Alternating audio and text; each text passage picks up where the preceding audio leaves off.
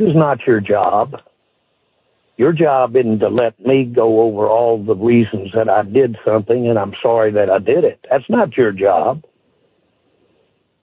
Well, my job is to ask why. Get a job, or I'll get somebody else to ask these questions, man. Jerry, we're trying to figure out why the team is. I'm not kidding you. I'm not kidding you. You're not going to figure out what the team is doing right or wrong. If you are, or any 5 or 10 like you, you need to come to this meeting I'm going to today. There are 32 teams here. You're geniuses. Jerry, okay? Y'all really think you're going to sit here with a microphone and tell me all of the things that I've done wrong and without going over the rights? What's going on, everybody? Welcome back, welcome back, welcome back, and welcome back to another episode of Off the Bench. Of course, I'm your host, DeMarcus, and I want to say hello to everybody. Hope you're having a fantastic day. Man, we got a lot on the plate today. Shout out to everybody following us on Facebook, watching this live on Facebook, watching it live on YouTube, and following us on all of our other social medias. Snap to where you got Instagram, we got TikTok, of course we got Twitter or X. So shout out to everybody following us on those platforms and watching us today. Like I said before, we got a lot on the menu today. Man, there's so much great things going on with sports. I mean, you got college football we're going to get into. You got the NFL and all the different movements in the NFL that we've watched these last couple, days. And then, of course, over this last week, we also going to get into the big story, what's going on in Dallas with your boy Jerry Jones. We got the NBA. You got Lonzo Ball coming back to the NBA. I mean, you got a lot going on with that. You got the WNBA. The finals is going on right now. You got it's just a lot going on. So we're going to get into all the different pieces of it one by one.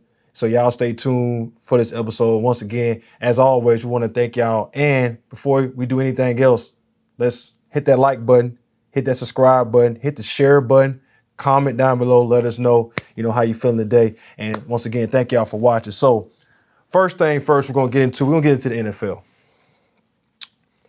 I don't know if you've been under a rock or not, but man, it's a lot of moving pieces in the NFL, a lot of things going on. First thing we're going to talk about is Robert Saleh, that got the head coach of the New York Jets. He got let go this past week after a 2-3 start. Now, granted, he hadn't had the best record in his time with the Jets. He's been 20-36 overall. But I will say this to his defense.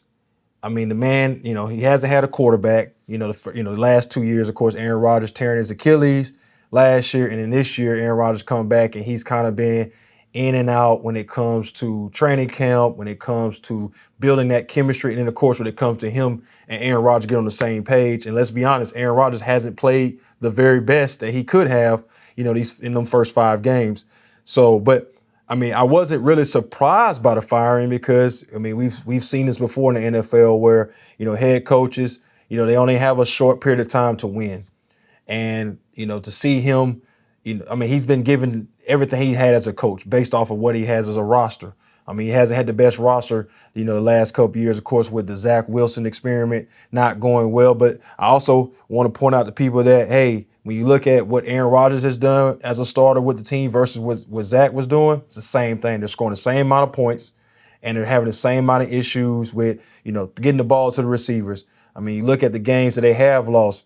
I would point the finger more at Aaron because you got, interceptions at the end of the game, bad balls being thrown. Let's just be honest. I mean, yeah, chemistry plays a lot in that, but at the same time, it's Aaron Rodgers, Super Bowl champion. You expect him Hall of Fame quarterback. You expect him to make better decisions because there's a lot of moments in the games when I'm watching that Breece Hall is wide open, but he throwing a 50-yard or 25-yard post in the double coverage, or it's a bad ball to the ground or outside corner, shoulder, when it should be inside shoulder. So he just haven't had good, pass placements, in these first few games or first several games. So, but I kind of, like I said, I kind of knew it was coming.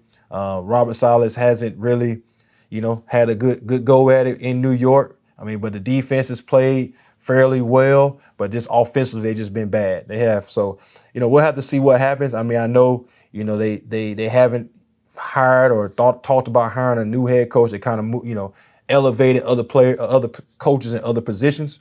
So we've seen that happen. But I don't know if this is a great idea to fire a head coach in the beginning of the season when there's so much season left, especially after them making this trade for Davante Adams. Now, I'm a little iffy about the trade. I know a lot of people are going to say, "Hey, man, the band's back together. They was best friends and they had a great time in Green Bay together." But I'm also going to bring out the elephant in the room too, is that when they was there, did they win? So I don't know if this trade, makes it better for the overall goal of winning a Super Bowl, or it just makes it better so Aaron Rodgers can have the remainder of his season be good, because now he has somebody that he really trusts and really value. And I feel like he could have did a lot of that, trust building and value building with Garrett Wilson in the offseason. And then, of course, in the training camp that he was partially there, he could have been spending a lot of that time building more chemistry with Wilson, because I feel like Wilson is a top talent receiver in the NFL. As you can see this year versus last year, he's much better when he got a quarterback that actually can, find him on his routes. So I just wish he would have, invested more energy with Wilson. And I think they could have got on a better page out the gate versus now bringing in Davante Adams, and that chemistry is gonna change a little bit for him and Wilson, because of course he's gonna lock in on Adams because that's what he's used to, those several years that he was in Green Bay with him. And of course, for Adams, it's better for him because now he's leaving Las Vegas, which I think, the injury kind of gave him the time to find the clarity to realize, man, Las Vegas ain't the place for me no more.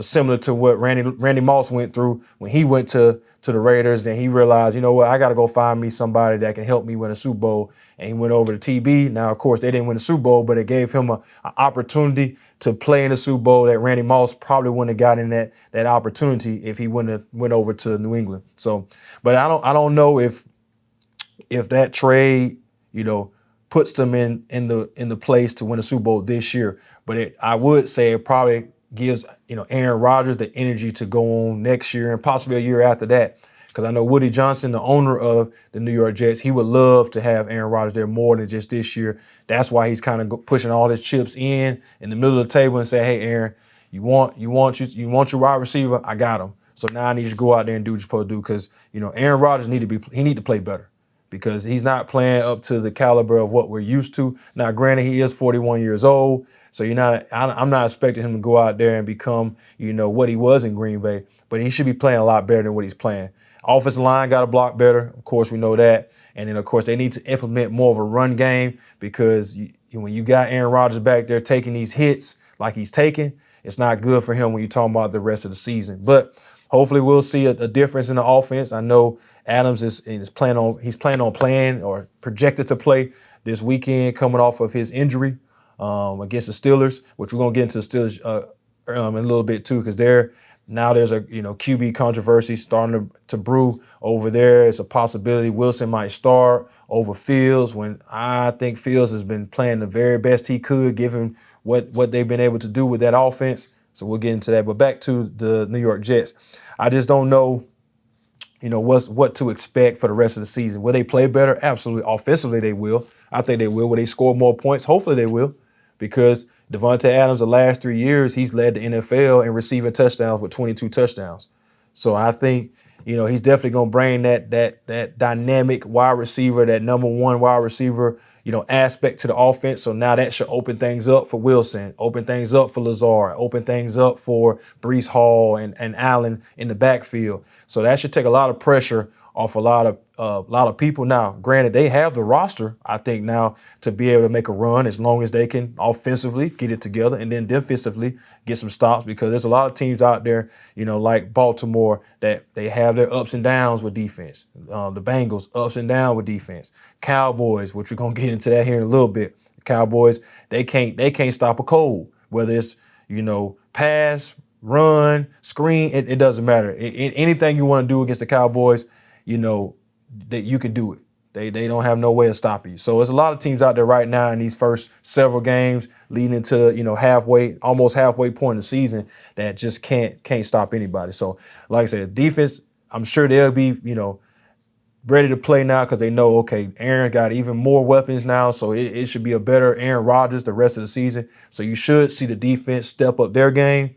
But we'll have to wait and see. But I was definitely not surprised about Robert Saleh being let go because, like I say, in this league, and in any big league, NBA, NHL, baseball, soccer, it doesn't matter. If you're not winning when the owners and the fans believe you have the talent to win, then it's either one or two things. Either the player is just, not on the same page with you, so that means you need to go, or you just don't have the right roster. But if you have that talent that they have versus, everybody else in their conference, people that watch, people that come out and support, and then of course the owner that pays these big dollar contracts, they believe it should be a better performance out there on the field. So I just think that there was some type of disconnect with him and the players, and I think that's where it kind of started to fall apart for him. But I mean, he enjoyed his time. He was thankful for the honor to be a head coach, for the New York Jets. But we'll have to see. I don't think we've seen the last of Robert Saleh. I think he'll end up, being a defensive coordinator for somebody somewhere. I don't know if it'll be this season or next season, but there's a good chance I see him, come back into the league. So, all right. So moving on, let's talk about Nick Sirianni. Nick Sirianni, he got into a little bit with his fan base or with the fans at the game. Last game with Philadelphia, coming off a bye week, playing against the Cleveland Browns, and he was out there kind of going back and forth. And then in his press conference, he brought his kids in.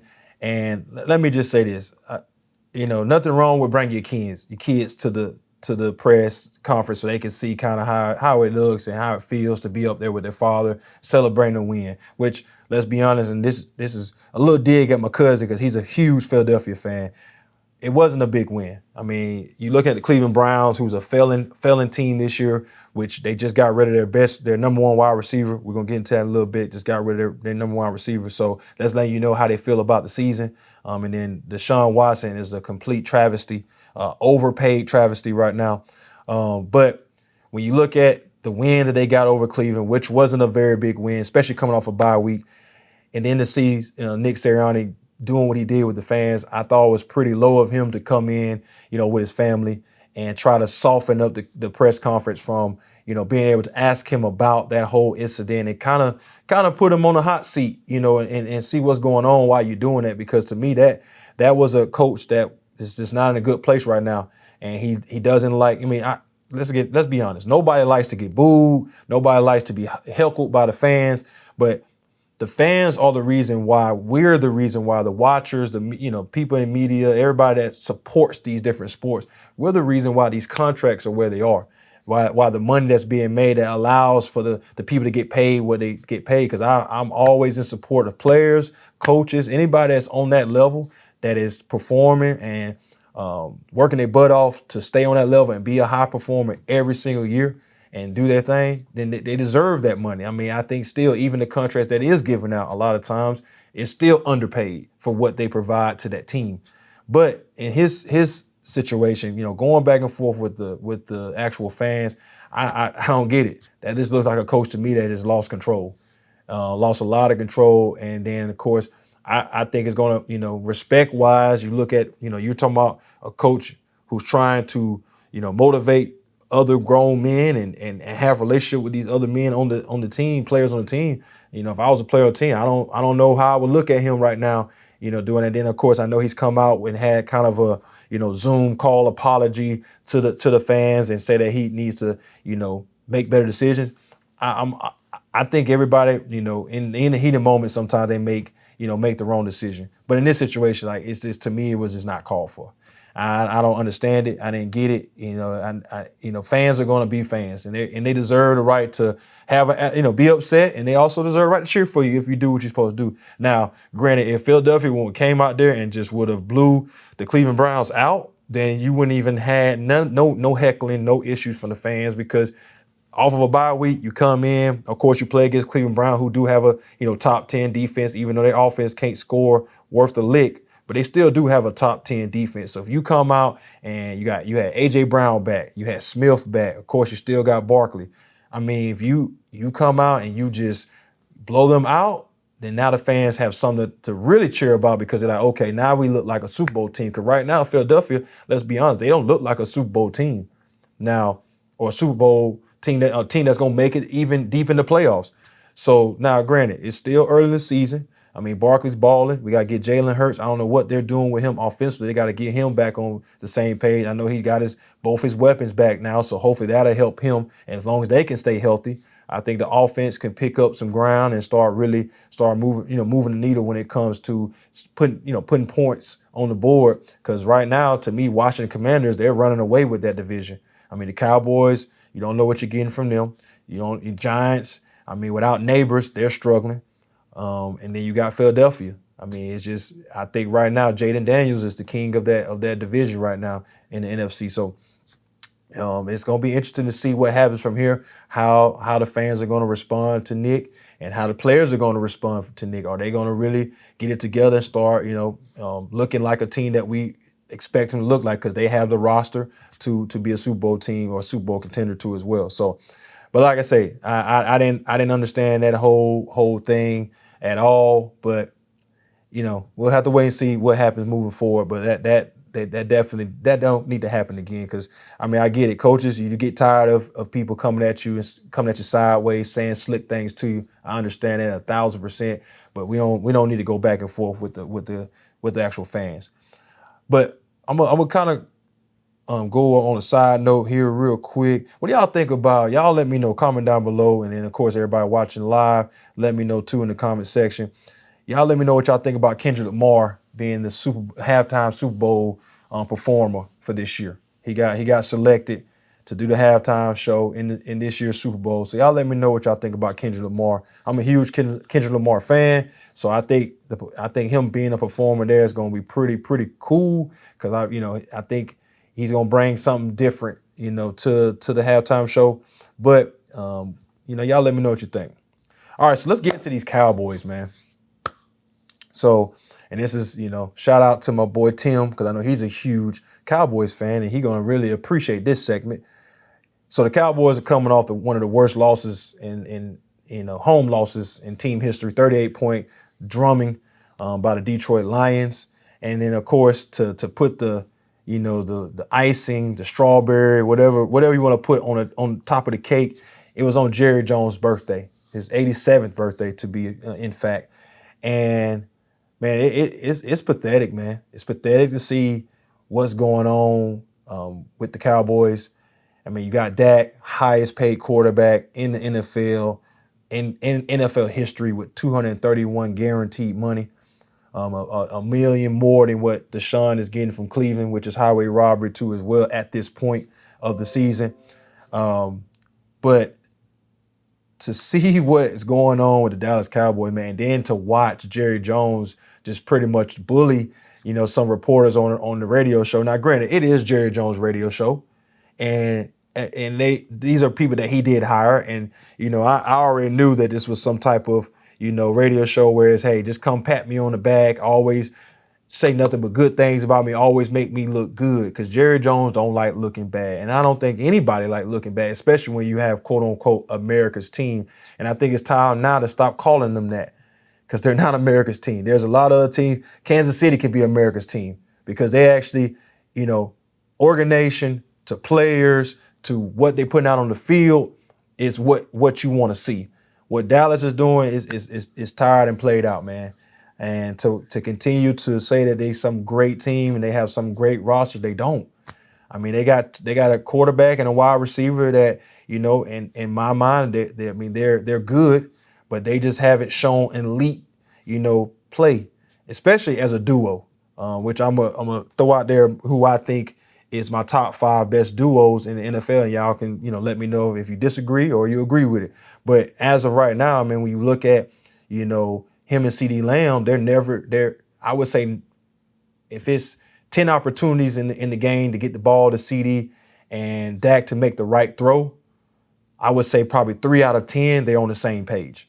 You'll see CeeDee run a slant when he should have ran an out. And that's what Dak was looking for. So then Dak throw the out, but CeeDee go on a slant. You got CeeDee run a deep post, and Dak throws a fly. So it's just like they're just never on the same page, which is just wild for me, especially as much time they've been on the team together and being 2 of the highest paid players. You just think that because they know, they need each other, that they would be more on the same page. And it's pretty sad to see that they're not. And then defensively, I mean, they can't stop anybody. They can't stop the run. They can't stop the pass. They can't play man defense. They suck in the zone.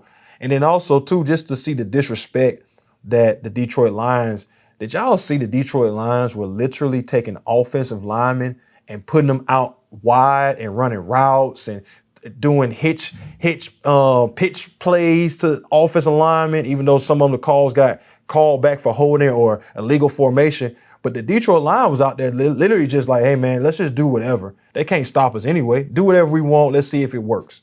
Literally, and put 47 points up on Dallas, and Dallas didn't score a touchdown. It's just sad. It's sad to see, man. And then to watch Jerry Jones react the way he did, that just lets you know it's time. It's time for Jerry to move out the way.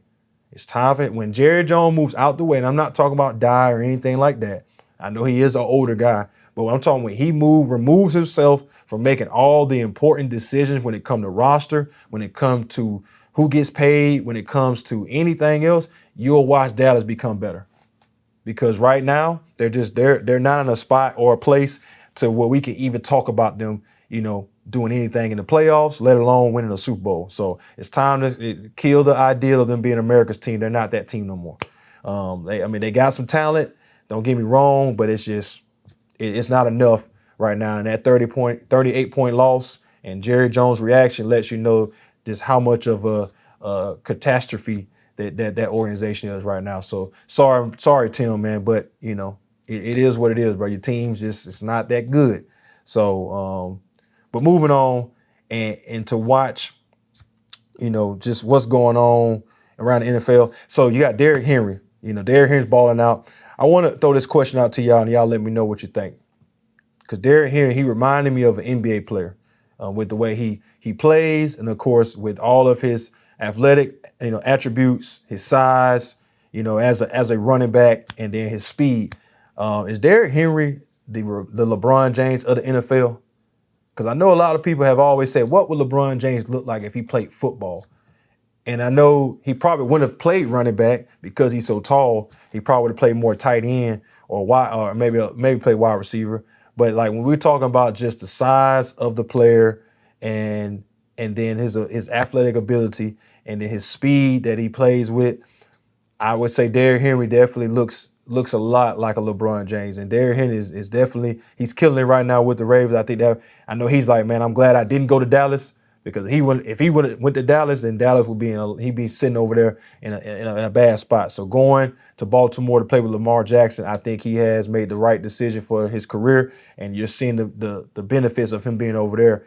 Because now you're watching the Ravens actually look how we thought they would coming into the season, because now they've said, hey, man, we ain't going to make Lamar Jackson throw it for 70 times. We're going to get the ball to Derrick. We're going to build off of what he's able to open up for, Lamar Jackson, for Zay Flowers, for the backup heel. And it's working phenomenal. I mean, because that game against Jaden Daniels, man, that was so far the game of the year. And I was highly impressed with the way Jaden Daniels played. I mean, to his pass placement, to his composure, and his ability to read the defenses and know when to run, not to run, and protect himself and not take big hits.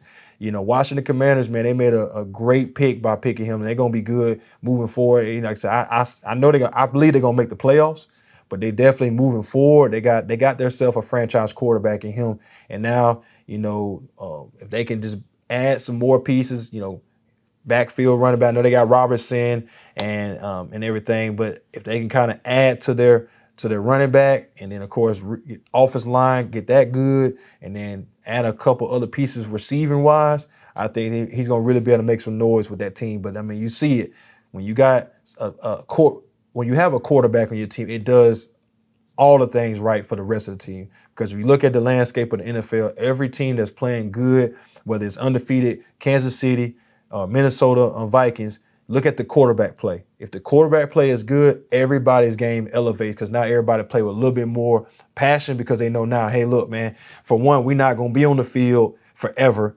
And we can go out there and we can play all hard. We can get these stops. And then we know we got a quarterback that's going to take care of the ball and then put us in position, whether for a field goal or for a touchdown, or if nothing else, time of possession goes in our favor.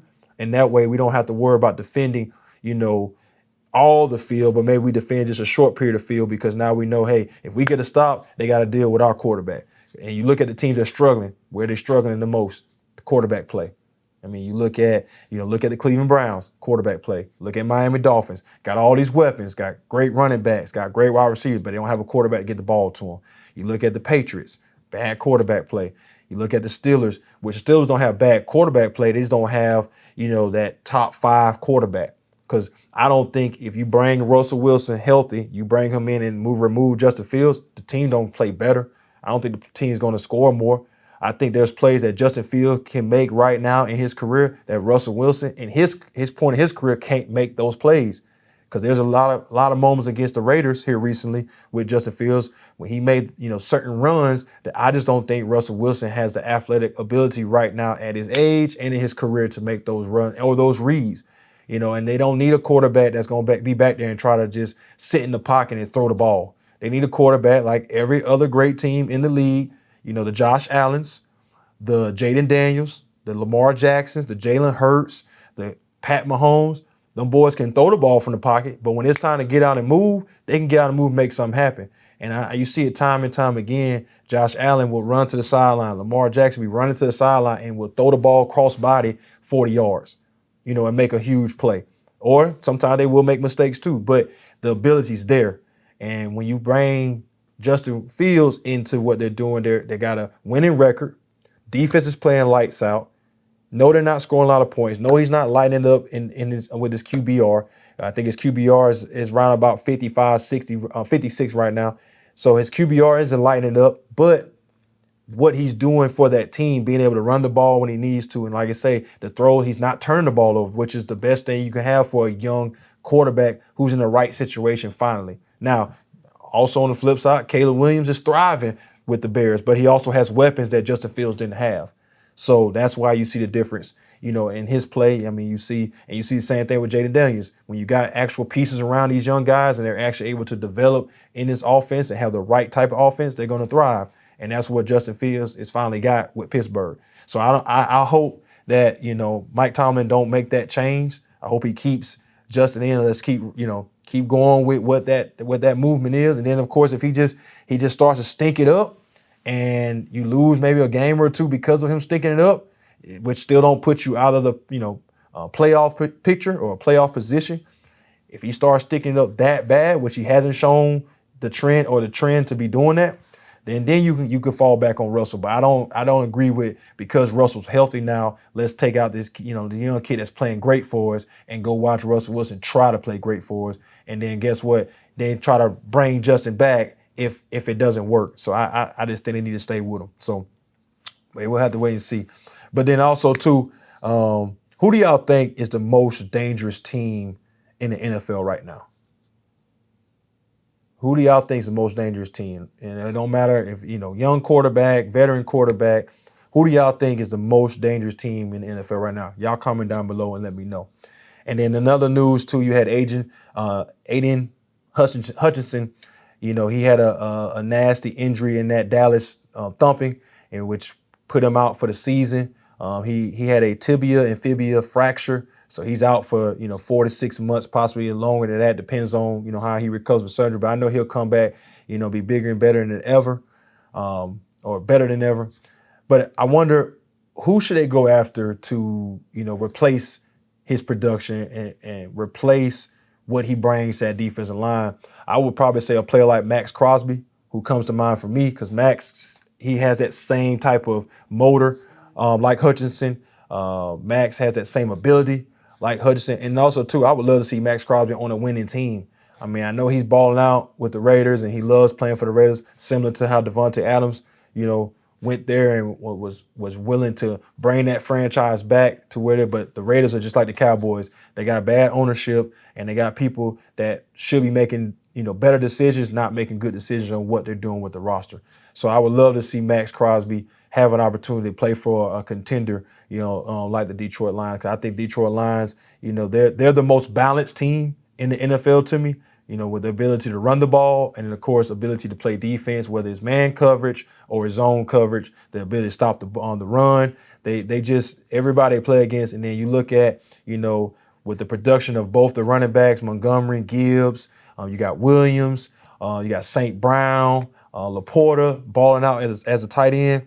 So I mean, they got all the pieces that say that they are able to get to the playoffs, and then of course make a deep run into the playoffs, possibly get into the Super Bowl and win the Super Bowl. So I would love to see Max on a team like that, because you get to see not only him display even more, and then you also get to see him have opportunity to win some real games, because staying in Las Vegas is just, you're going to watch him slowly be less talked about. So, but that's who I think they should bring him in to help with that. So now, moving forward, we know that Devontae Adams got traded from the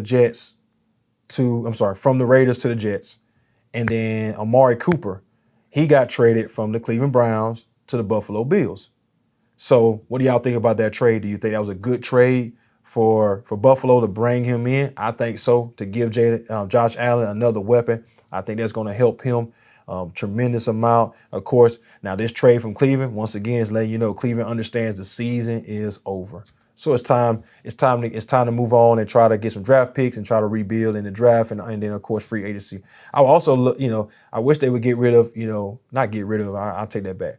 I wish they would move Myles Garrett to a contender too as well. Because you see week in and week out, man, Myles Garrett is out there doing everything for the defense, blocking field goals, of course, sacking the quarterback, being a threat on that defensive line, playing hurt, being one of the most dominant linemen in the NFL every week that he's out there. And the fact that the Browns can't put a roster around him defensively, or give him something offensively that can keep him motivated to stay there, I think it's a bad thing.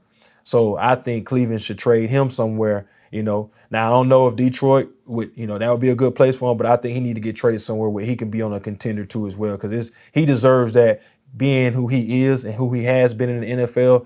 That he's like that J.J. Watt, type player, John Randall type player. So just being a dominant defensive lineman, he deserves to be on a team where he actually contended. So I would love to see him move to as well. But I think the Amari Cooper trade is gonna do a lot. It's gonna do a lot for the Buffalo Bills. Definitely so. But now that I come up to that point, I want to bring up my top 5 wide receiver quarterback duos, and y'all comment down below and y'all let me know if you agree or disagree, or is there somebody I missed? You bring it to the table.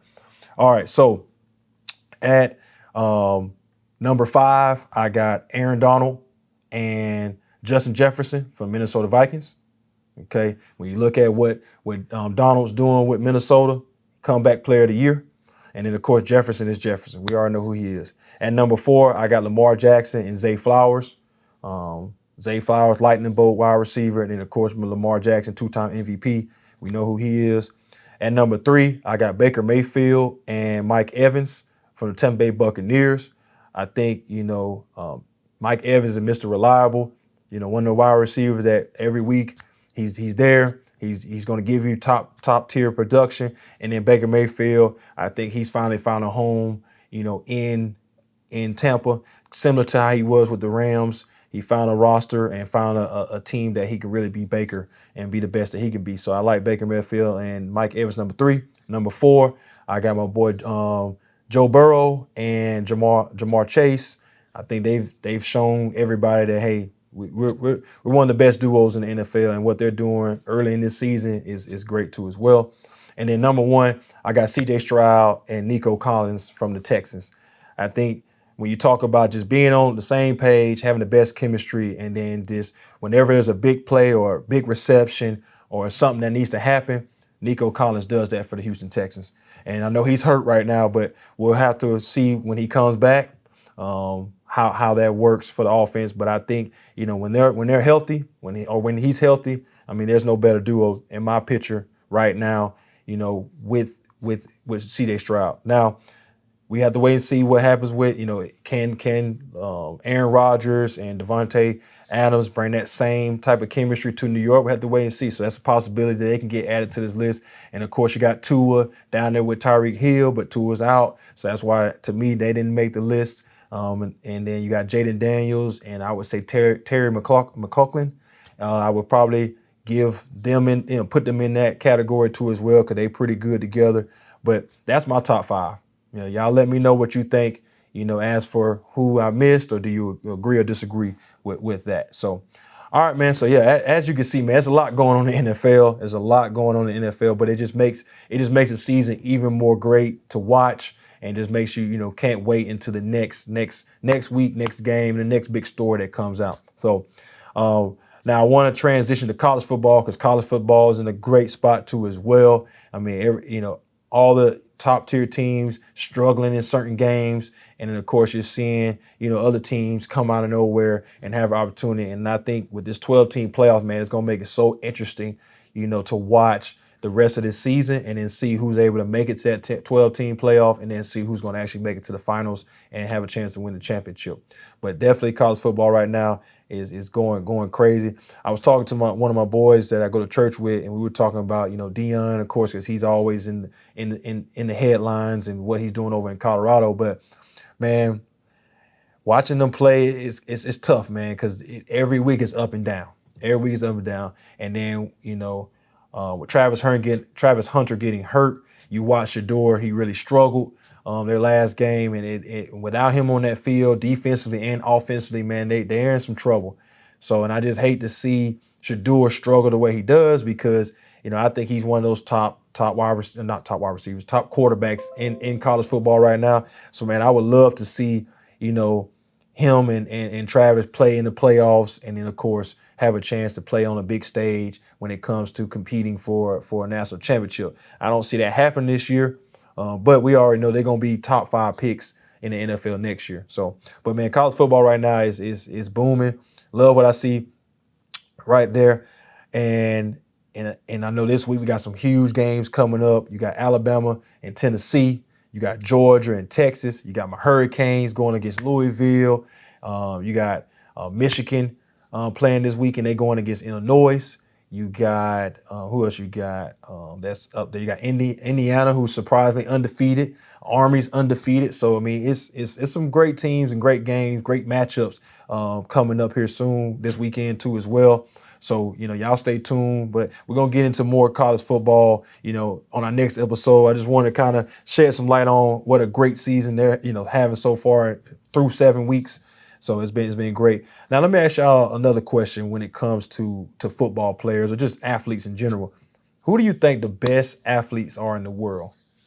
Because I watched a video where they were talking about, the player. It was actually a player. I don't know what team he played on, but he was saying that he believed cornerbacks are the best athletes in the world. And I started to think to myself, what does he mean? I know my boy Teddy, shout out to Teddy, man, because he's one of my I would say one of my mentors too as well. And he played cornerback, he played quarterback and cornerback. And he played, professional. And I had to ask him this, and I'm sure he's watching, to answer that question, if that's a true statement, if that's a correct statement. Are cornerbacks the best athletes in the world? So as I watched this video and I started to really play it back in my mind, I can see how you can say that, because you think about it, you got these guys that are backpedaling to go forward or to go east and west, and also do it while guarding somebody and watching the quarterback and watching what's going on, in the trenches as a running back trying to get through there, and then reading certain zones and all that. I mean, to me, that's pretty tough. I don't know too many athletes that could do that. I don't know too many basketball players that can transition to do that, or anybody that just walk off the street and just be a cornerback. I think, that is a tough position to play, but does that make them the best athletes in the world? Because I mean, I'm sure some track stars, some basketball players, some baseball players would say something different. But in this video, he was very, very confident and adamant about that cornerbacks are the best athletes in the world. So y'all let me know what y'all think. Comment down below, and let me know if you think that was a good analysis or observation. So, all right, so let's transition to basketball.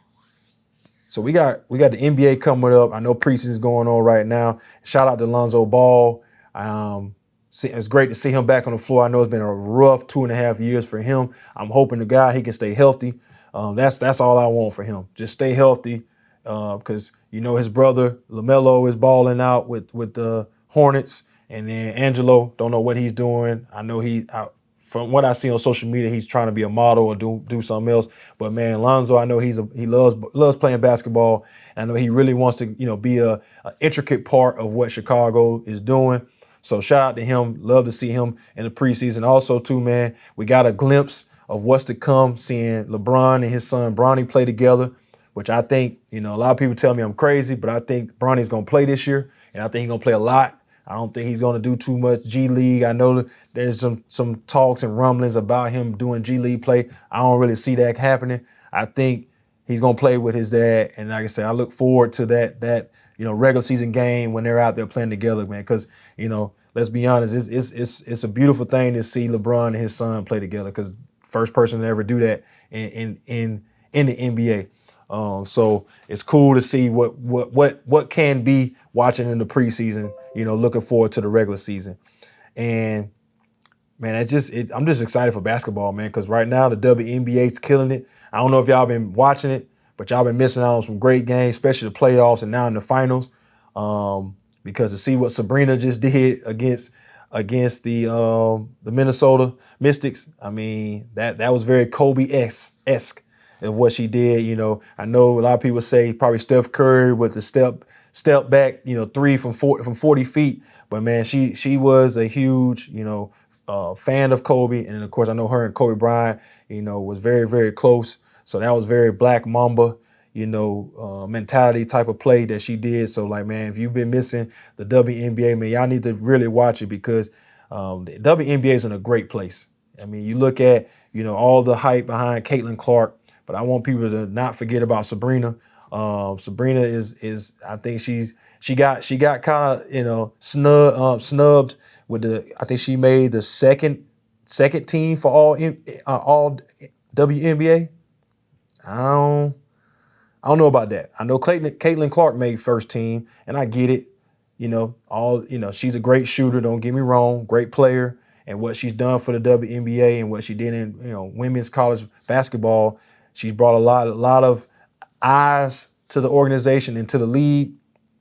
But I still would think Sabrina is still a top tier player, especially guard wise in the league, and she's been doing it for a long time. And she was a Caitlin Clark before Caitlin Clark. So I would definitely say that Sabrina is, a player that needs a little bit more respect than what she's getting with this second, all WNBA team. I don't know about that. But I mean, like I say, I don't have a say in it. I don't get a vote in it. But I would say that definitely Sabrina, and she's been balling out, and watch her playing in these NBA finals. And it'd be nice. I mean, this WNBA finals, man, it'd be nice to see a team, from New York, win a championship. And it looks like they're very, very close. They're one win away. They're leading 2-1 in the series, so they're one win away from winning a championship. So we'll have to see. I know the next game's coming up here in a couple days, so we'll have to wait and see what she does next. But man, it's exciting to watch, and I love watching it. Now, I also too, when it comes to basketball, I know I get into a lot of heated arguments off camera. I don't get into too many on camera arguments, but I get a lot of heated arguments about, Michael Jordan being the best in the world, best to ever do it. I'm one of those people. I think he's the GOAT, greatest of all time, and I don't just think it just from basketball. I think just of what he's done for the league and for the game of basketball. There would be none of these other players if he wasn't around. So that's why I put him as GOAT. And then of course, as a player, I just think he was, elite and dominant in every year he played, outside of his Washington Wizards years. But, when he was in his prime, I mean, there was just, to me, from what I've seen, I watched him and I watched Kobe's, I watched Allen Iverson's, I watched the, James Harden's, the LeBron James. I watched all of them, but I just don't think they've ever dominated the way Michael has. And that leads me to this question. Did Michael Jordan or has Michael Jordan never faced a top 5 shooting guard in his career? Because I saw this post talk about that, and they said that Michael Jordan never faced a top 5 shooting guard. And I had to really, wait a second, not get so mad about the question, but that is a good question. Did Michael Jordan play a top 5 shooting guard? And you have to think about who was all around when Michael Jordan was playing, 2 guard. I guess you could say you had Penny Hardaway, but or Anthony Hardaway, but Penny Hardaway played more of a point guard position. You had the Glenn Robinsons of the world. Who else you had? You had Tim Hardaway, but Tim Hardaway was a point guard. So, as I started looking at the field, I was like, man, I don't really see a guard that Mike played, or shooting guard that Mike played that was a top 5 shooting guard. But that don't take away from Mike, just like, because it ain't Mike's fault that the field wasn't as elite as he was. Just like this, in this new age of basketball, all these, dominant guard play that we see in the NBA, that doesn't necessarily mean that just because that type of, or that skill level wasn't back then, that Michael Jordan would have struggled. Because I feel like that comment was saying that if Mike would have had to deal with, what these players deal with now, then Mike wouldn't have been able to be Michael Jordan. And that's why I'm like, hold on, that's where it stops for me, because you're trying to deminimize what Michael Jordan was as a player and say that he wouldn't have been who he is because he'd have had to deal with these folks night in, night out. But then I flip it. Yeah, you're right. He would have had to deal with them, but they'd had to deal with him too. Because we all know Michael Jordan never backed down from a challenge. He never backed down from a matchup. So, and I know a lot of people don't, they hate to bring it up, but he played in an era where physicality was the main defense. That's what defense was, physicality. It wasn't, now we look at it and say, oh man, that was a foul, that was bad play, that was dirty play. Yeah, we all can say that now. But back then, anybody that was an avid basketball player watching, you never thought about it that way. You never said that, oh man, that's a dirty play. You just said, no, that's a hard foul. That's how we looked at it. That's how basketball was in the 80s, the 90s, and early 2000s. That's how basketball was. Now it's like, oh man, that was so awful how they play. And now when you see players show glimpses of that, now you're like, oh, he's a dirty player. But like, no, that's just playing physical. Now some of it is, sometimes like Draymond Green, he gets into certain things, but that's the minority. That's not the majority of players that are having those type of moments. So are we gonna say that because Michael Jordan didn't face a top 5 guard that he's not elite and he's not one of the greatest to ever play? But y'all let me know. I don't want to get onto too much of a rant and try to, act like Michael Jordan, I know him anyway. I don't. But I gotta say, as for just a person that loves the game and love watching players that play at a top level, you can't tell me that Michael Jordan, just because he didn't play a top 5 guard. Or if y'all think that, comment down, let me know who you think was on the level of a top 5 guard back in the 90s. But like I said, I started looking at it, I was like, man, it was a lot of point guards that would be considered top 5. But I don't know about too many shooting guards. I know Allen Iverson was around back then. I know Kobe Bryant was around, but they weren't dogs then. They were puppies. They were still trying to make a name for themselves in the league as Michael Jordan was kind of making his way out of the league.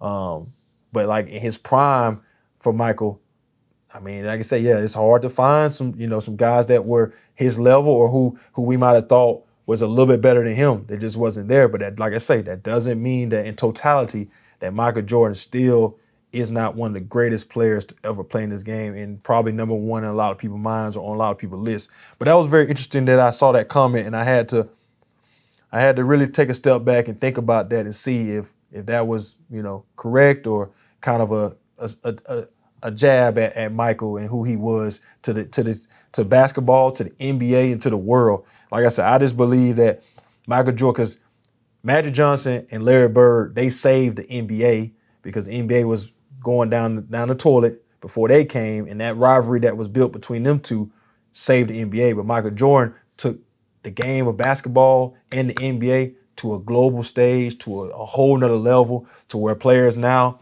shoe contracts to these deals with these apparel companies, these sport companies, Nike, Adidas, New Balance, Puma, you know, all that stuff. To me, I believe truly that it is very possible now to have all that as an NBA player, especially when you're an elite NBA player, to have all that and then, you know, see the game, how it's evolved. I think a lot of that comes from what Michael Jordan did, similar to what Deion Sanders did in the NFL with his flash and his play. Now you look at players in the NFL, you know, the way they dress, the way they, you know, their style, how they carry. So I think there's a lot of catalysts for a lot of things that we see now in the new age of the sport that you got to point it back to a particular person. But as I say, I don't know. Y'all let me know what y'all think. Comment down below.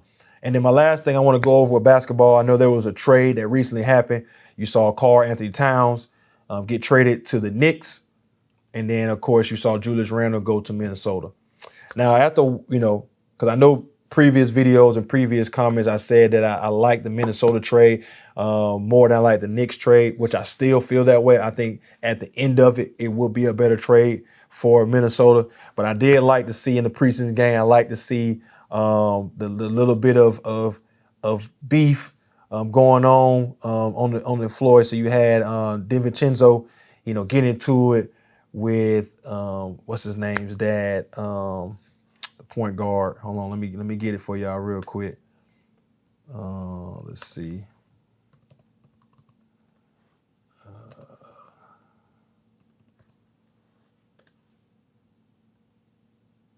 Hold on. His name just slipped my mind just that fast.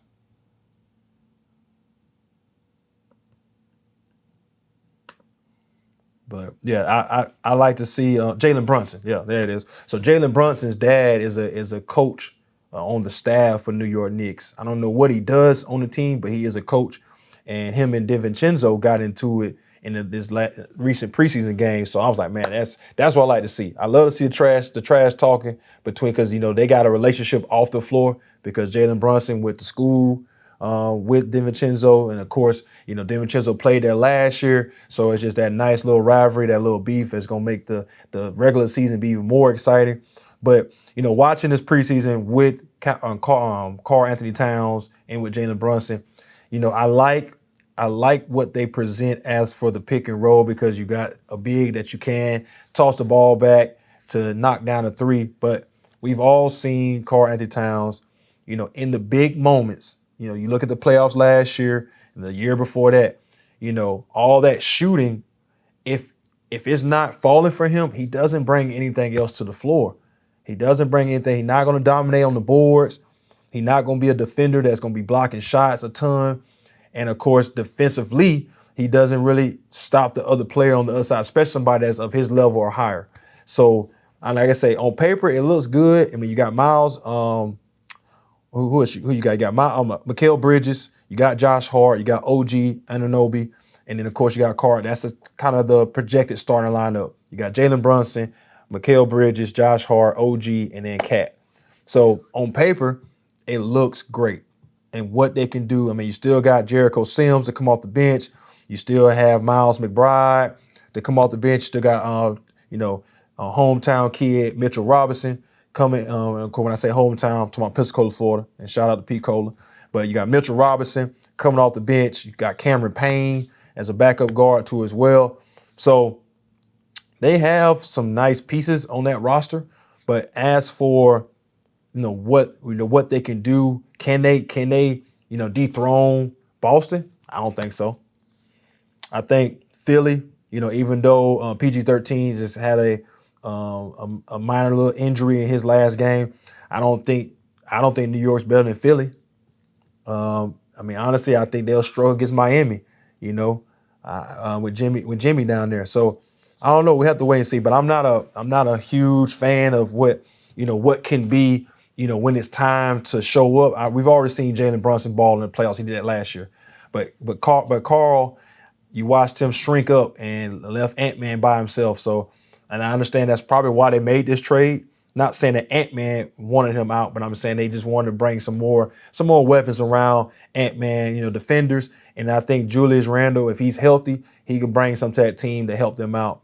Now, of course, he's gonna probably do the same thing that Carl does, shoot a lot of jump shots. But I do see him play more back to the basket, more 15 feet and in than Karl Anthony Towns did. So that's why I think Minnesota is going to benefit more, from that trade, long term and through the stretches of the season than New York is. But no, that trade there, it was a little shocking because, like I said, I thought they was going to give it one more run with Ant-Man and Cat to see if they can kind of, continue to build that chemistry and become a dominant duo together. But, I think they looked at an opportunity to really improve their roster, Minnesota did, and decided that was the best trade for them. And then I think New York, they were happy because they get them somebody that is a top tier, three-point shooter as a big. But like I say, when it's time to make big plays and big moments, that's where I think the New York Knicks are going to struggle. So, but man, my last thing I want to get into before I let y'all go and get y'all out here, and once again, I want to thank y'all for tuning in and staying with me on this episode, because I know I've been going over a lot.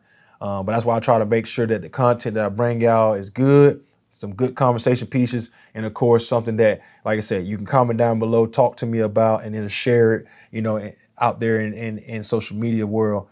But last thing I want to go over is, of course, it's October, which October's mean postseason. And I know a lot of people that watch our pod, they're not, huge baseball fans, but I do watch baseball. Now, I ain't gonna lie, I only really watch it during October because this is when it's the best. And then, like I say, 182 games, it's a lot to keep up with. It is a lot. So I like to follow players a lot of times more during the regular season, but then I go into team mode in the postseason. And so right now, watching what my Yankees are doing, I know where, Aaron Judge finally hit a home run. Thank God, finally hit a home run in this postseason, because he been on a drought. I mean, he's had 70 strikeouts in the postseason all time history, which is very high for a player of his magnitude. Is very high to watch that. But like I said, he finally hit one, and then I'm watching them. Our pitching is good, so hopefully they can keep that together. But just watching the postseason is a great time. I mean, you see what the Dodgers are doing against the Mets, and then you got, of course, my Yankees going against the Guardians, Cleveland Guardians, if you don't know what team name that is. But I mean, postseason right now in baseball is going bananas, and I'm looking forward to seeing what the rest of the playoffs look like going into the World Series. I mean, of course, I'm biased. I hope my Yankees make it, but we have to wait and see. And just to kind of go over, the other matchups going on right now. So in baseball, of course, because my boys, they playing the Guardians right now. But let's see. Hold on one second. Bring it up.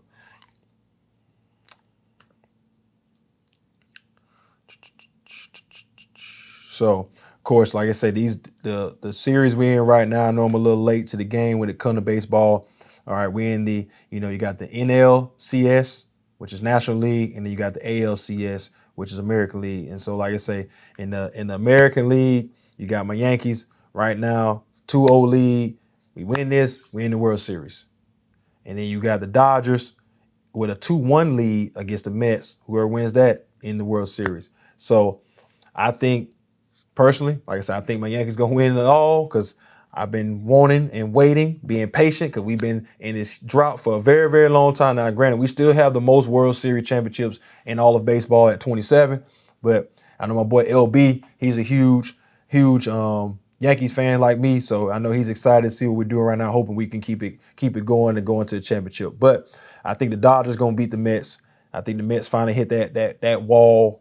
But I won't be too shocked if they come back in this series. But like I said, I think the Dodgers right now, especially these last two shutout games they put up against the Mets, I think they might have put their foot on their throat and gonna put them to rest. So, and then like I said, as long as the pitching can stay good and we can keep hitting with the Yankees, I don't see why we don't make it to the World Series. And then, of course, you got the Yankees versus LA Dodgers, two historical teams in the world in baseball. So to be able to watch them play in the World Series. I think it's gonna be a great World Series. So, man, y'all stay tuned, and like I said, keep watching baseball, keep supporting all of these sports, because right now, this time of year, man, it's so incredible because you got so much going on. You got, like I said, you got the WNBA finals going on. You got the postseason of baseball. You got the NFL right now in a frenzy. You got college football in a frenzy, and then coming right behind all of that, you got the NBA season starting. So it's a great time. You got hockey. Hockey just started again. So it's a great time to be a sports fan, and it's a great time to have sports talk because there's so many stories going on. And I know a lot of people like me, man, we enjoy this little 6 to 8 months because once the spring comes back around, it kind of dies out for a little bit. And then, you got to wait on baseball and wait on everything to kind of get started back up. But, man, once again, as always, thank y'all for tuning in to today's episode. And before y'all leave, like I said in the beginning of the video, make sure you hit the like button, hit the share button, hit comment down below, and then, of course, follow us on all of our other social medias, which is always listed down below. And I want to thank y'all for tuning in. And, man, y'all stay tuned to the very next episode of Off the Bench. But until then, man, y'all have a blessed day. Peace.